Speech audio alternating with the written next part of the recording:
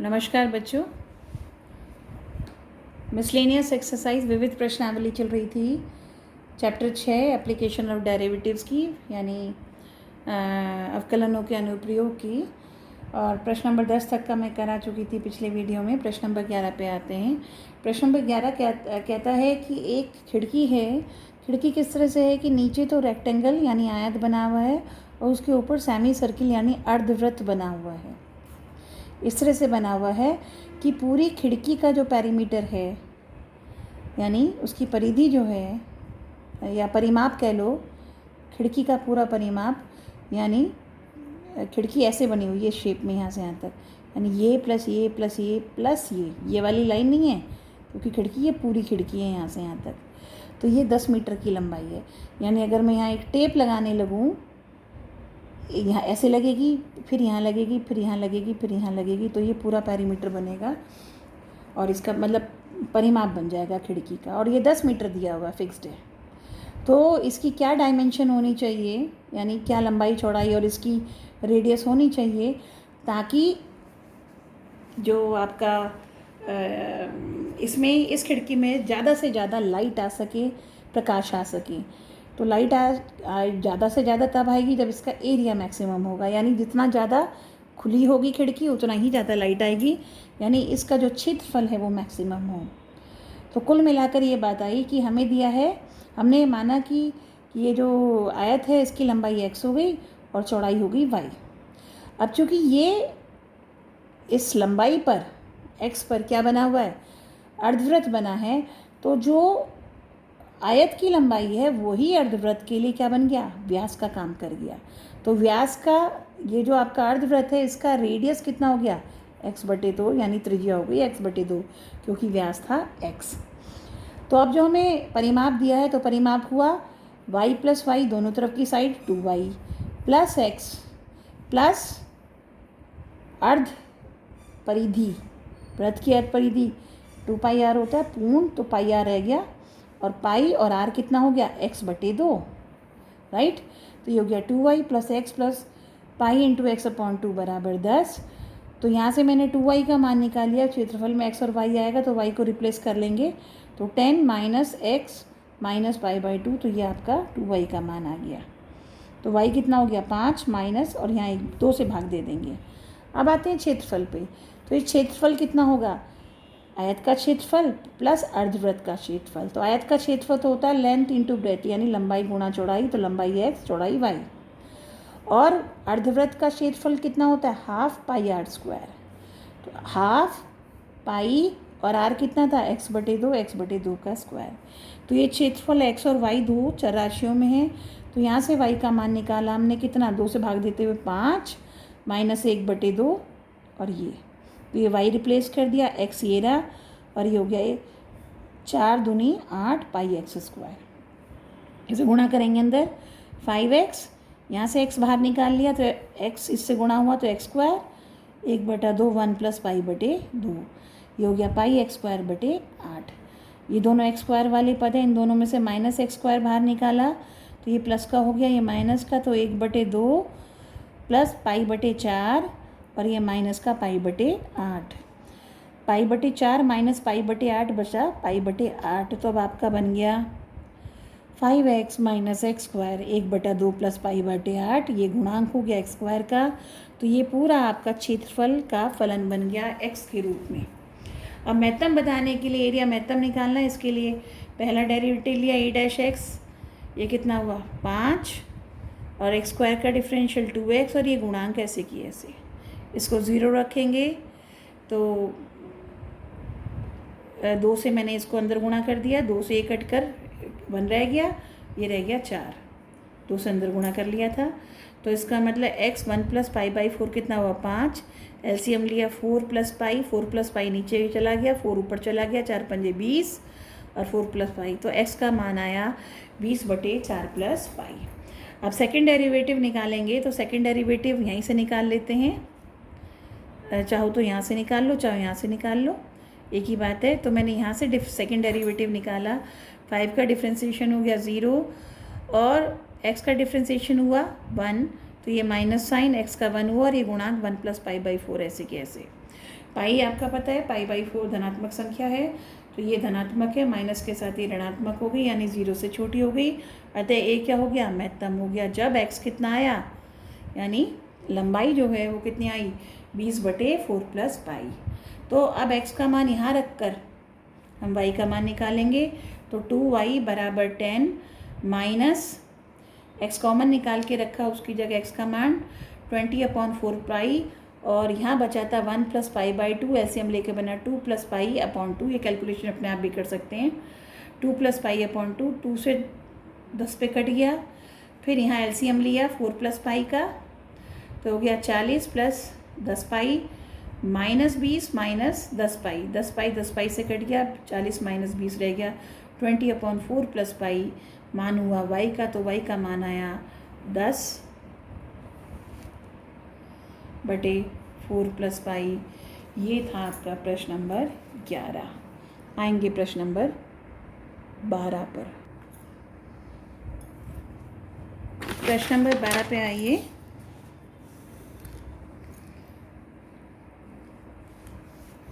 प्रश्न नंबर 12 में क्या कहते हैं कि एक त्रिभुज है, समकोण त्रिभुज है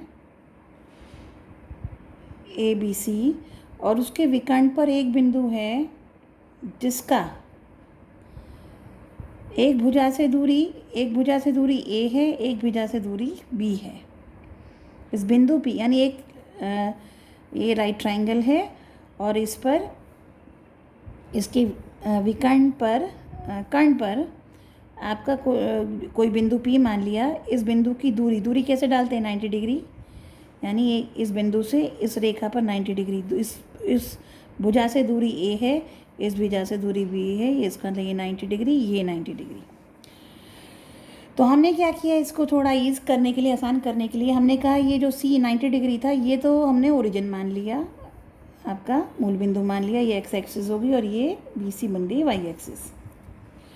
और अब ये कहते हैं कि ये जो AB लंबाई मिनिमम जो होगी, तो कम से कम लंबाई होगी, वो सिद्ध करना है। वो इतना है, A की घात 2/3 प्लस B की घात, जो AC की मिनिमम लंबाई, निम्नतम लंबाई AB की, कर्ण की AB लंबाई जो हमें सिद्ध करके लाना है, वो कम से कम इतनी होगी, 2/3 की घात 3/, तो ये हमें सिद्ध करना है। तो कुल मिला के लंबाई AB चाहिए। तो हमने इसको जब एक्सिस पे मान लिया, और ये मान लिया जो A कोऑर्डिनेट है इसकी x 0 है, और B चूँकि y एक्सिस पे इसके कोऑर्डिनेट 0y मान लिए। तो ये AC दूरी हो गई x, और ये BC दूरी हो गई आपकी y। तो ये जो लंबाई AB चाहिए थी, AB लंबाई क्या हुई, ये √AC² प्लस BC², वही पाइथागोरस प्रमेय या बोधायन प्रमेय के द्वारा। AC दूरी कितनी हुई, x का स्क्वायर, और BC दूरी कितनी हुई, y²। तो इस तरह से AB जो लंबाई थी, जिसको हमें मिनिमम शो करना है, वो x और y का फंक्शन बन गया। अब इसको x और y से हम एक में लाएंगे। तो अब हमने ये एक त्रिभुज बना दिया, यहाँ से P ये दूरी थी, तो ये R डाल दिया, PR दूरी है, A दे रखा है, और ये PQ दूरी जो है बिंदु P की भुजा AC से दूरी B दे रखा है, तो ये बिंदु मैंने Q बता दिया। अब हम आएंगे इस वाले त्रिभुज पर, त्रिभुज BRP। इसमें ये दूरी कितनी हो गई, y, ये दूरी कितनी होगी, B के बराबर, ये B तो ये भी B, क्योंकि ये आयत बन रहा है। तो BR कितना बचा, y माइनस B, तो BR बना y माइनस B, और PR कितना हो गया, A। कौन से त्रिभुज में, इसमें, इस वाले त्रिभुज में PQ कितना हो गया, B, और AQ कितना हो गया, AC माइनस CQ। AC कितनी दूरी है, x, क्योंकि x के ये मूल बिंदु है, ये x 0 है, तो इसके बीच की दूरी x हो गई, और ये दूरी कितनी है, A, तो AQ कितनी रह गई, x माइनस A।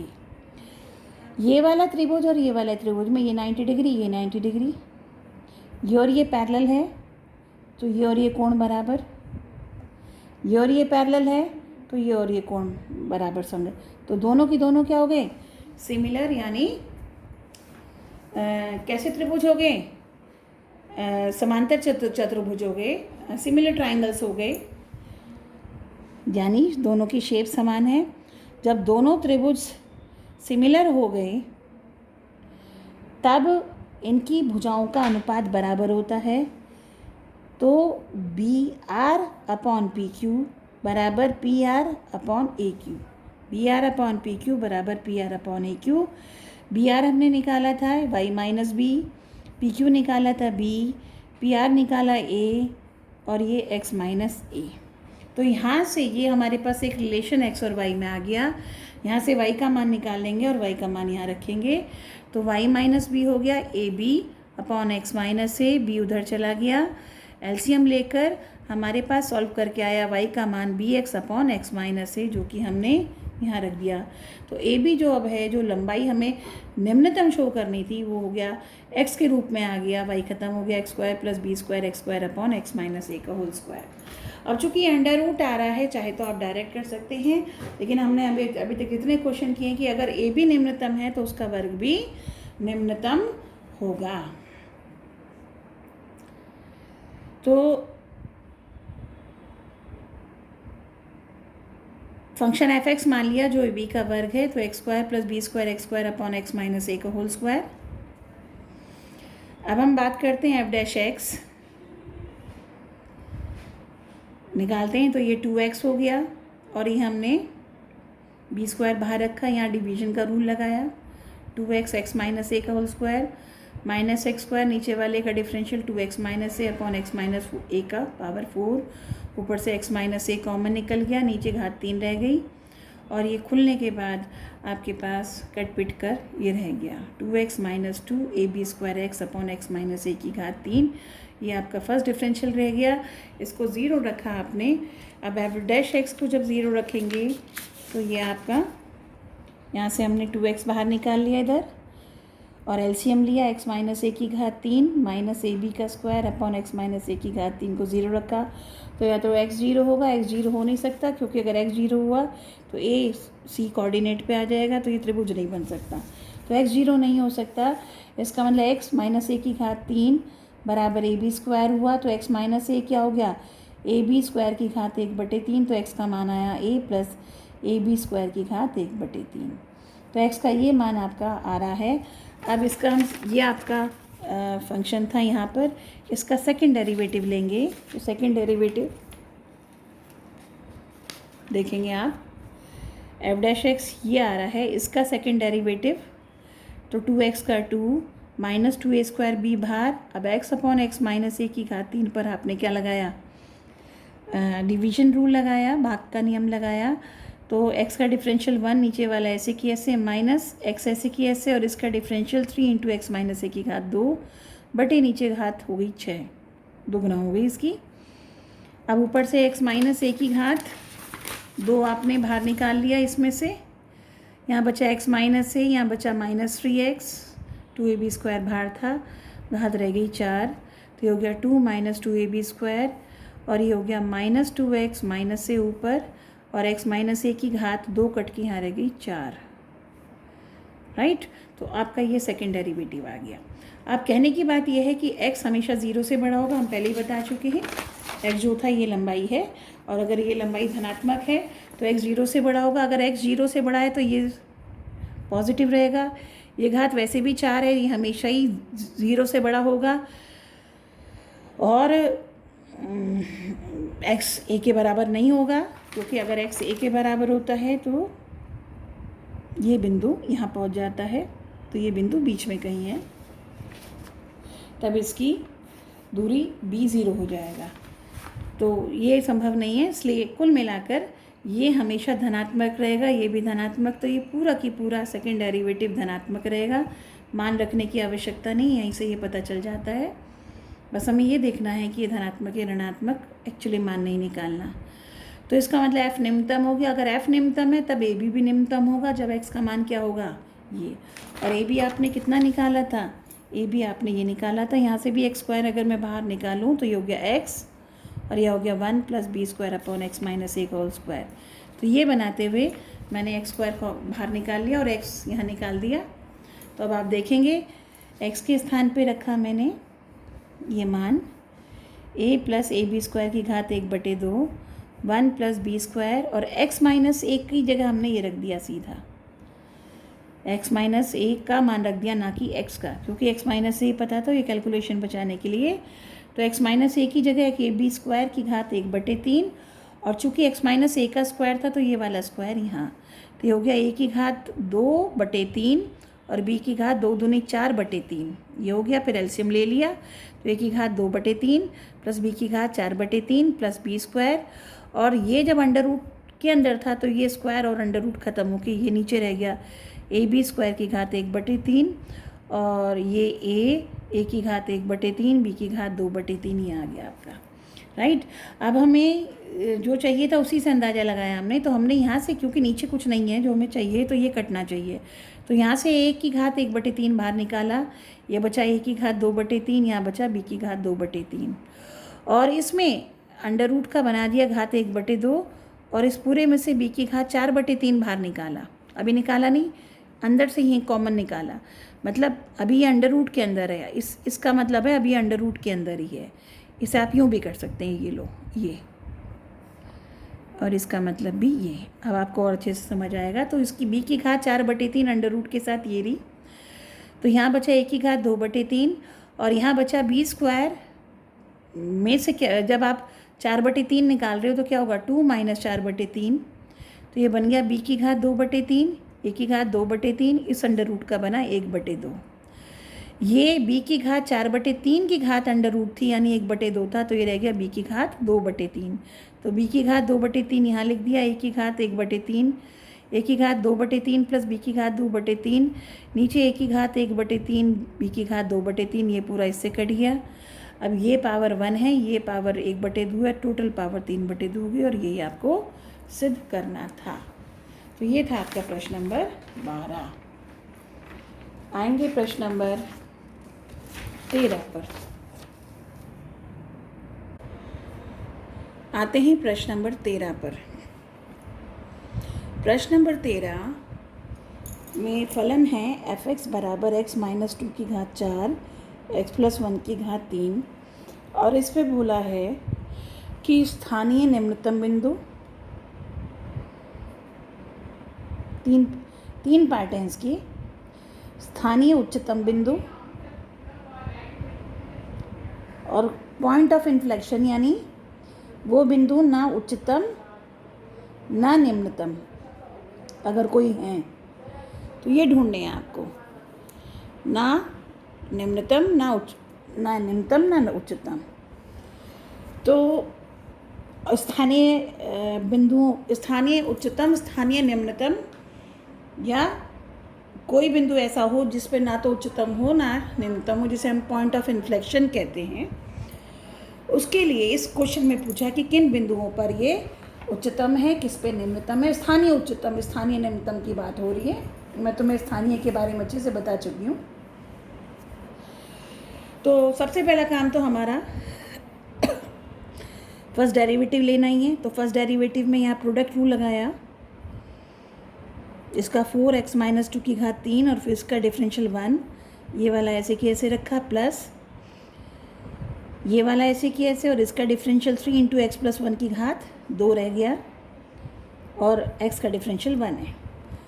इसको थोड़ा समेट लिया, इसमें से x - 2 की घात 3 यहाँ है, 4 यहाँ है, तो x - 2 की घात 3 निकल गई, और x + 1 की घात 2 कॉमन निकाल लिया। तो यहाँ बचा 4 × x + 1 और यहाँ बचा 3 × x - 2। कुल मिलाकर आपके पास ये आपका डिफरेंशियल आया, गुणनखंड के रूप में किया, x - 2 की घात 3, x + 1 की घात 2, 7x - 2, ये आपका आया। अब इस f' को 0 रखेंगे तो 3 बिंदु निकलेंगे, या एक बार x - 2 को 0 रखने पर 2, एक बार x + 1 को 0 रखने पर -1, एक बार इसको 0 रखेंगे तो ये आएगा 2/7। तो इन 3 बिंदुओं पे चेक करना है कि हमारा फलन उच्चतम है या निम्नतम है। इसके लिए, या पॉइंट ऑफ इन्फ्लेक्शन है, इसके लिए हम 2 तरह के टेस्ट करते थे, या तो फर्स्ट डेरिवेटिव टेस्ट होता था या सेकंड डेरिवेटिव टेस्ट करते थे। ज़्यादातर कई क्वेश्चंस में हम लोग सेकंड डेरिवेटिव टेस्ट करके आए, खासकर जो क्वेश्चन हमारे अभी प्रैक्टिकल प्रॉब्लम्स थे या जो फिगर वाले क्वेश्चंस थे, उनमें हमने सब सेकंड डेरिवेटिव टेस्ट लगाया है। लेकिन इस क्वेश्चन में हमने फर्स्ट डेरिवेटिव टेस्ट लगाया है, उसका क्या रीज़न है अभी पता चलेगा। पहले मैं फर्स्ट डेरिवेटिव टेस्ट को एक बार दोबारा से आपको समझाती हूँ। हमने पहले भी किया है, पहले भी मैं समझा चुकी हूँ पुराने वीडियो में, फिर से बताती हूँ कि अगर कोई बिंदु, मान लीजिए ग्राफ है, आप देख रहे हैं इस तरह का कोई ग्राफ है, तो आपको दिख रहा है ये उच्चतम बिंदु है।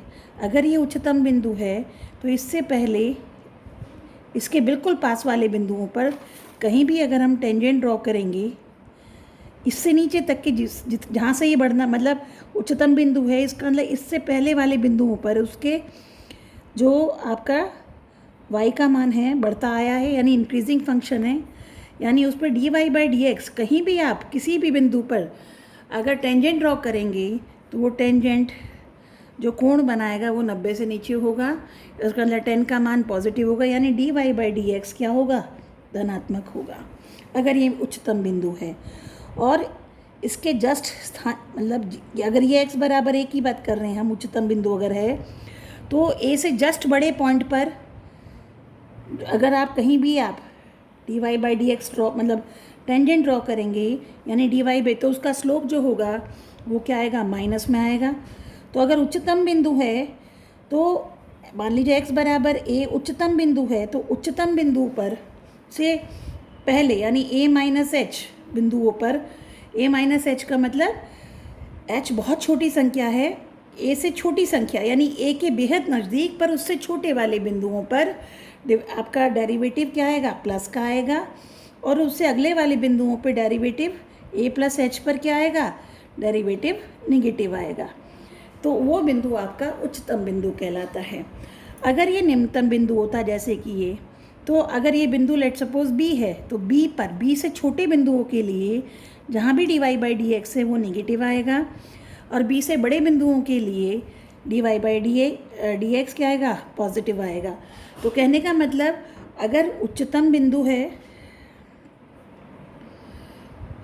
मान लो x बराबर a उच्चतम बिंदु है, तो a-h पर dy/dx या f'(x) आपका धनात्मक होगा, और a+h बिंदुओं पर यानी a से बड़े वाले बिंदुओं पर dy/dx या f'(x) क्या होगा, नेगेटिव होगा।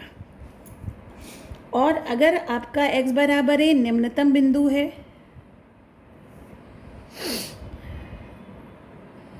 तब a-h पर यानी a से छोटे बिंदुओं पर f'(x) यानी फर्स्ट डेरिवेटिव नेगेटिव आएगा, और a से बड़े बिंदुओं पर, a से बड़े परंतु बेहद नज़दीक बिंदुओं पर h क्या है, h बहुत छोटी धनात्मक संख्या है, तो a+h पर आपका ये पॉजिटिव आएगा, यानी पहले पॉजिटिव फिर नेगेटिव, मतलब उच्चतम बिंदु, पहले नेगेटिव फिर पॉजिटिव, मतलब निम्नतम बिंदु।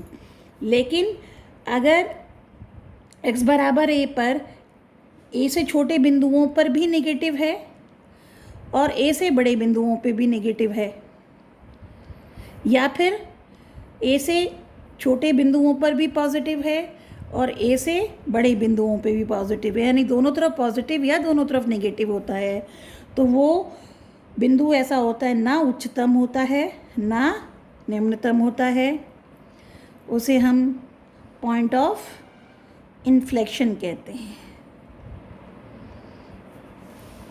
तो ये थ्योरी आपकी मैंने पहले भी बताई थी, ये कहलाता है आपका फर्स्ट डेरिवेटिव टेस्ट। तो पहले मैं आपको फर्स्ट डेरिवेटिव टेस्ट ही बताएंगे। तो अब हम क्या करते हैं, 3 बिंदु हमारे आए थे, 2 - 1 2/7। 2 पर फर्स्ट डेरिवेटिव टेस्ट से देखते हैं कि ये बिंदु उच्चतम है या निम्नतम है या कोई सा भी नहीं। तो हमने क्या किया, 2 से जस्ट छोटे बिंदु लिए, 2 - h का मतलब h टेंड्स टू 0 और h ग्रेटर देन 0, यानी h एक धनात्मक संख्या है और बेहद छोटी संख्या है, जैसे कि h का मान 0.001, 0. कई बार 0 लगा के 1, 0.1, 0.0005, यानी बेहद छोटी संख्या है, h का मान बहुत छोटा है। तो 2 जब बहुत छोटी संख्या इसमें घटेगा तो ये संख्या 2 से छोटी होगी पर 2 के बेहद करीब होगी। तो जब हमने कोई ऐसी संख्या ली जो 2 के बेहद करीब है परंतु उससे छोटी है और ये मान हमने यहाँ रखा है एफ डैश एक्स में, जहाँ जहाँ एक्स है हमारे एफ डैश एक्स यहाँ आया था, तो हमने जहाँ जहाँ एक्स था वहाँ रखा 2 माइनस एच, बाकी अपनी जगह 2 की घात 2 माइनस एच माइनस 2 की घात 3, फिर एक्स की जगह 2 माइनस एच प्लस 1 की घात 2, फिर एक्स की जगह 2 माइनस एच, बाकी सब अपनी जगह। यहाँ बचा माइनस एच की घात 3, 1 माइनस एच की घात 2, 12 माइनस 7h। अब आप इसको देखेंगे, ये ध्यान रखिए h संख्या बहुत छोटी पर है धनात्मक, तो माइनस एच क्यूब में क्या होगा, चूँकि h धनात्मक है तो माइनस एच कैसी संख्या हुई, ऋणात्मक। किसी ऋणात्मक संख्या का क्यूब क्या हुआ, माइनस में आएगा, राइट। इसके बाद ये संख्या वर्ग में है, ये हमेशा ही धनात्मक होगा चाहे h छोटा हो या बड़ा हो, चूँकि ये वर्ग है। इसके बाद अगेन h बहुत छोटी संख्या है, जब 7h से 7 अगर h 1 होता तब 7 1 से गुणा होता तब ये 7 होता, लेकिन अगर h 1 से भी छोटी संख्या है, 0 के बेहद करीब है, तो 7h तो बहुत 7 से भी छोटा हो जाएगा। तो जब ये 12 में से घटेगा तो हर हालत में ये संख्या आएगी धनात्मक।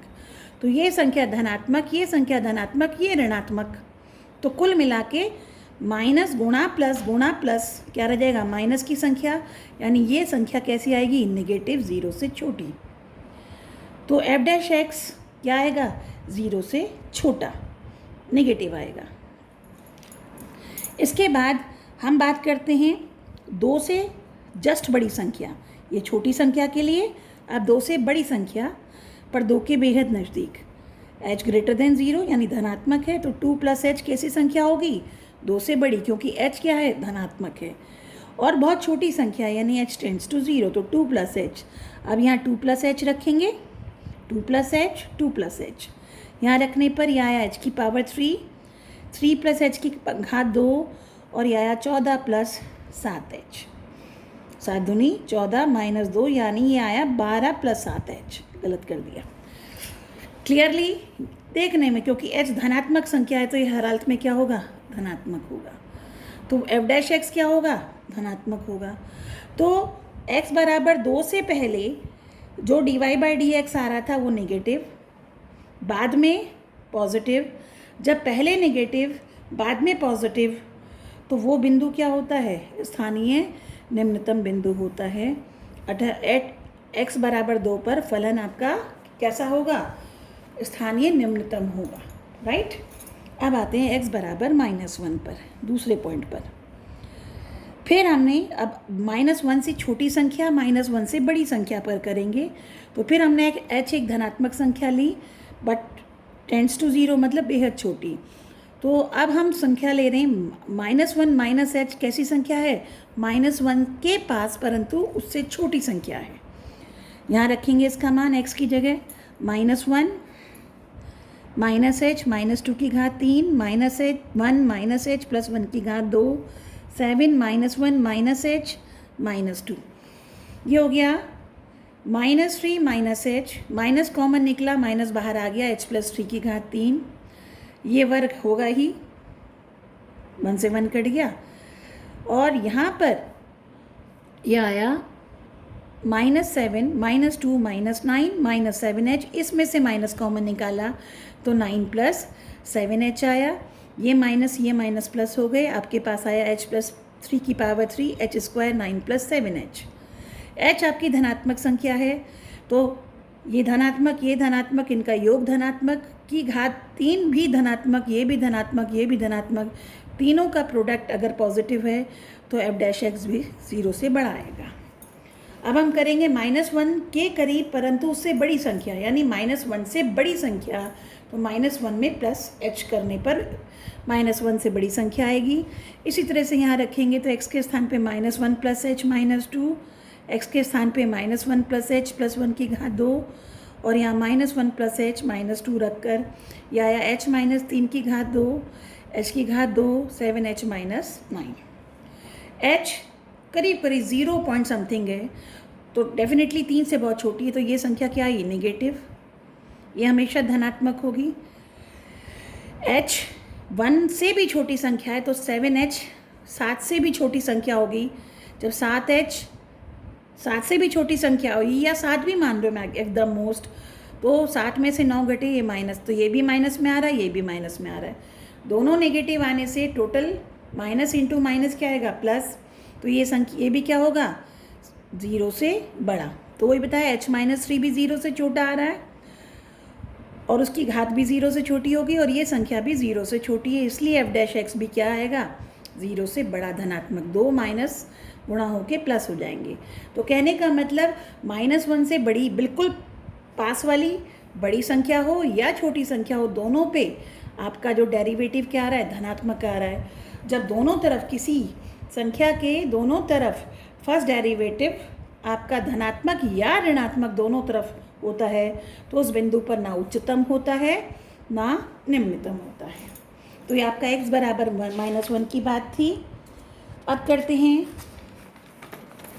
अगले बिंदु पर x बराबर 2/7। तीसरा बिंदु आता है x बराबर 2/7। तो 2/7 -h, यानी 2/7 से छोटी संख्या के लिए कर रहे हैं। तो यहाँ पर 2/7 -h -2 रखकर हमने सब जगह मान रख दिया। या -h -12/7, 9/7 -h की घात 2 और ये कट पिट के आया -7h। ये वर्ग है, ये हमेशा धनात्मक होगा। यहाँ दोनों में माइनस है, माइनस कॉमन निकला, घात 3 के साथ ये माइनस बाहर आ गया, ये माइनस मिलकर क्या बन गए, प्लस। तो कुल मिलाकर ये पूरी संख्या क्या हुई, धनात्मक। अब हम ले रहे हैं संख्या 2/7 से बड़ी। तो 2/7 प्लस h, जहाँ h एक धनात्मक संख्या है और 0 के बेहद करीब है, तो वहीं x की जगह 2/7 प्लस h -2 की घात 3, 2/7 प्लस h x की जगह +1 और यहाँ रखा। इसके बाद इसे सॉल्व किया, h -12/7 की घात 3, 9/7 प्लस h की घात 2, 7h। ये धनात्मक वर्ग की वजह से तो ये धनात्मक होगा ही। ये 7h है, h धनात्मक था, ये धनात्मक। यहाँ h 1 से छोटी संख्या है, 0 के बेहद नज़दीक है और 12/7 है 1 पॉइंट समथिंग। 12/7 है संख्या कैसी, 1 दशमलव कुछ और ये जो है 0 के बेहद नज़दीक 0.5, 0.0001। निश्चित तौर पे ये संख्या क्या होगी, नेगेटिव। ये नेगेटिव, ये पॉजिटिव, नेगेटिव इंटू पॉजिटिव क्या आता है, 0 से छोटा। तो आप देख रहे हैं 2/7 पर पहले से छोटे बिंदुओं पर डिफ्रेंशिएशन क्या है, 0 से बड़ा, यानी फर्स्ट डेरिवेटिव क्या है, 0 से बड़ा, और उसके बाद वाले बिंदुओं पर डिफ्रेंशिएशन क्या है, 0 से छोटा। तो किसी बिंदु पर पहले धनात्मक फर्स्ट डेरिवेटिव होता है, किसी बिंदु से बड़े बिंदुओं पर नेगेटिव होता है फर्स्ट डेरिवेटिव, तो वो आपका उच्चतम, उस बिंदु पर फलन क्या होता है, उच्चतम होता है। तो इस तरह से तीनों बिंदुओं पर आप ये निकाल सकते हैं। अब आते हैं हम दूसरी विधि जो अभी तक हम करते आए थे, वैकल्पिक विधि। और क्यों हमने फर्स्ट डेरिवेटिव विधि को किया, अब आपको यहाँ समझ आएगा, क्योंकि ये थोड़ा सा यहाँ सेकंड डेरिवेटिव लेना और उसके बाद ज़रूरत पड़ने पर थर्ड और फोर्थ डेरिवेटिव भी लेना, ये बहुत टाइम कंज्यूमिंग हो जाता है, लंबी कैलकुलेशन हो जाती है। जब कैलकुलेशन लंबी होती है तो फिर गलतियों के चांस भी बढ़ जाते हैं। तो अब हमें सेकंड डेरिवेटिव लेना है। तो हमारा फर्स्ट डेरिवेटिव था आपका, ये फर्स्ट डेरिवेटिव आया था। अब हम इसमें सेकंड डेरिवेटिव लेंगे तो 3 बार प्रोडक्ट रूल लगेगा। एक बार ये दोनों ऐसे की ऐसे, एक बार ये, फिर दोनों की दोनों ऐसे की ऐसे, फिर इसका डिफरेंशियल ये दोनों ऐसे की ऐसे। तो यही काम हमने किया है। हमने यहाँ पहले x - 2 की घात 3 का डिफरेंशियल लिया, बाकी 2 ऐसे की ऐसे, फिर x + 1 की घात 2 का डिफरेंशियल 2 × x + 1, बाकी 2 ऐसे की ऐसे, और फिर 7x - 2 का डिफरेंशियल कितना हुआ, 7, बाकी 2 ऐसे की ऐसे। अब सेकेंड डेरिवेटिव टेस्ट में जब आप x की जगह 2/7 रखोगे तो आपका रिज़ल्ट नेगेटिव आ रहा है, मतलब 0 से छोटा आ रहा है। तो x बराबर 2 पर यहीं पता चल गया कि ये महत्तम बिंदु है। लेकिन जब हम इसी में ही आप देख रहे हैं हर एक पद में, यहाँ भी और यहाँ भी, हर एक जगह एक गुणनखंड x - 2 और x + 1 है। तो जब भी x को इस सेकंड डेरिवेटिव में x की जगह -1 रखेंगे तो -1 रखने से ये 0 हुआ तो ये पूरा 0 हो गया, यहाँ -1 रखा तो ये 0 हो गया, यहाँ -1 रखा तो ये 0 हो गया।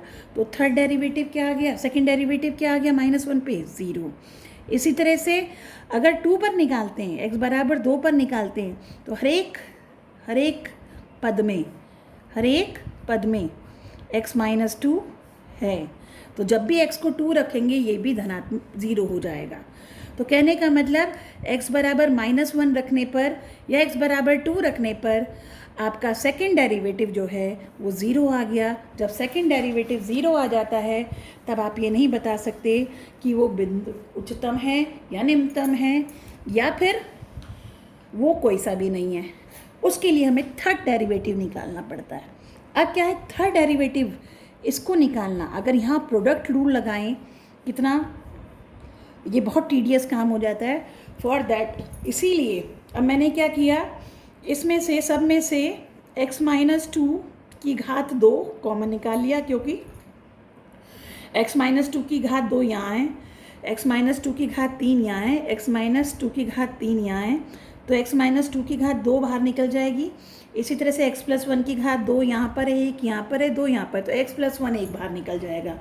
तो x अभी सेकेंड डेरिवेटिव को फिर से हमने x-2 की घात 2 और x+1 की घात 1 बाहर निकाल कर जो कुछ बचा उसको सॉल्व करके इतना पाया। इसको मैंने अलग से सॉल्व कर लिया क्योंकि यहाँ सॉल्व कराने में बहुत ज़्यादा टाइम लगेगा और उतना ही टाइम समझाने में लगेगा।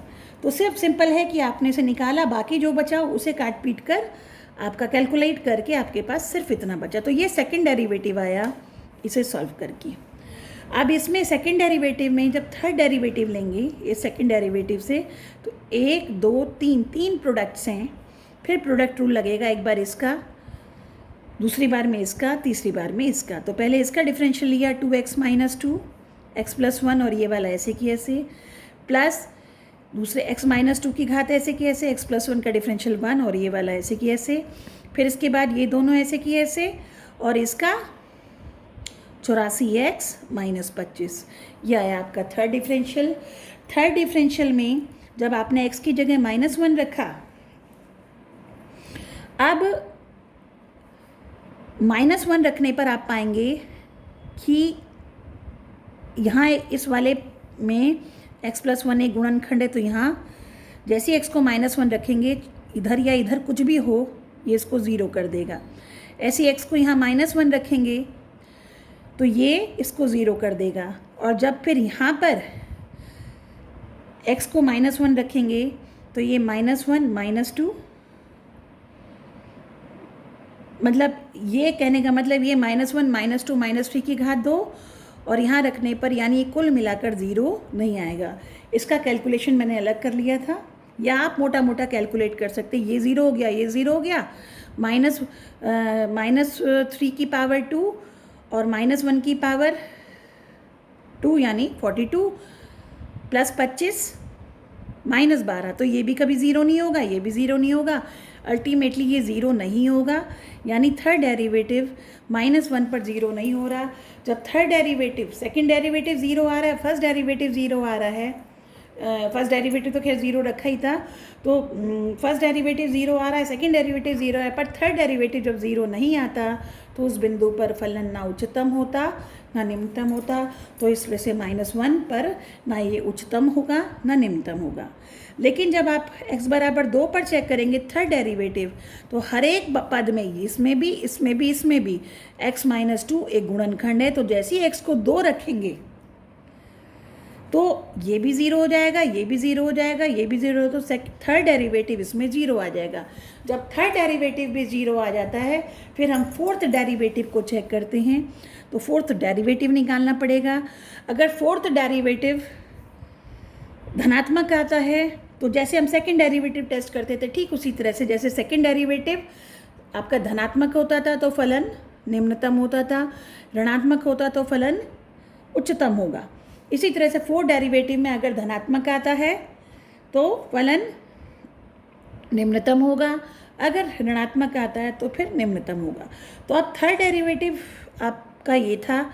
अब इसको आप इसको मैंने फिर फर्दर, ये थर्ड डेरिवेटिव आपका जो था इसको फर्दर सॉल्व किया, तीनों में से x-2 कॉमन निकला, बाकी जो कुछ बचा काफ़ी लंबी कैलकुलेशन हो जाएगी और वो कैलकुलेट होने के बाद ये आएगा। तो ये वाला पार्ट मैंने अलग रफ में कर लिया था, आपको नहीं, यहाँ पर नहीं मैं शो कर रही हूँ। और इसीलिए ये थोड़ी कैलकुलेशन काफ़ी लंबी होती, बहुत टाइम इसमें कंज्यूम होता है। मोरओवर एक भी आपकी संख्या इधर से उधर हो गई तो फिर सारा क्वेश्चन गलत होने का संभावना होती है। इसीलिए हम फर्स्ट डेरिवेटिव टेस्ट को प्रेफर करते हैं। वहाँ एक एक गुणनखंड को एग्जामिन करके सिर्फ ये देखना होता है कि पहले पॉजिटिव आ रहा है या नेगेटिव आ रहा है, या बाद में पॉजिटिव या नेगेटिव आ रहा है, वो चेक करना है।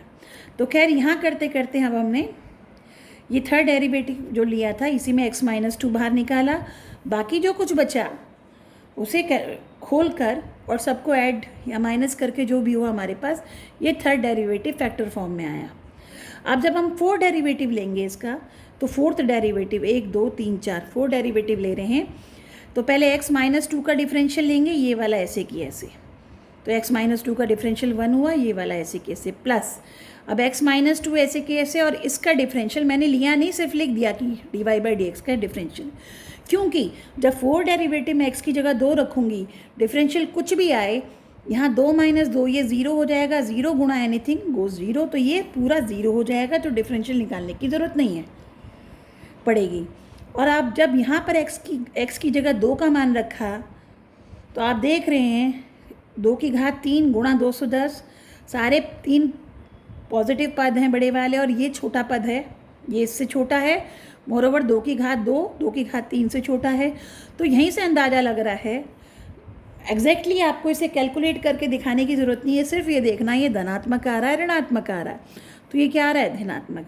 तो जब 4 डेरिवेटिव धनात्मक आ रहा है, जबकि सेकंड और थर्ड डेरिवेटिव दोनों 0 आए थे, तो बिंदु निम्नतम होता है, यानी x = 2 पे फलन आपका निम्नतम बिंदु है। वैसे भी आप देख रहे हैं कि इस पर उच्चतम आया था, 2/7 पर आपका महत्तम या उच्चतम आया था, 1 पे आपका पॉइंट ऑफ इन्फ्लेक्शन है। तो अगला पॉइंट, क्योंकि 2 उच्चतम साथ साथ नहीं हो सकते, 2 निम्नतम साथ साथ नहीं हो सकते। वैसे भी लाइन से देखे जाएं तो सबसे छोटा पॉइंट -1 है, उससे बड़ा 2/7 है, उससे बड़ा 2 है, 3 बिंदु हमारे आए थे।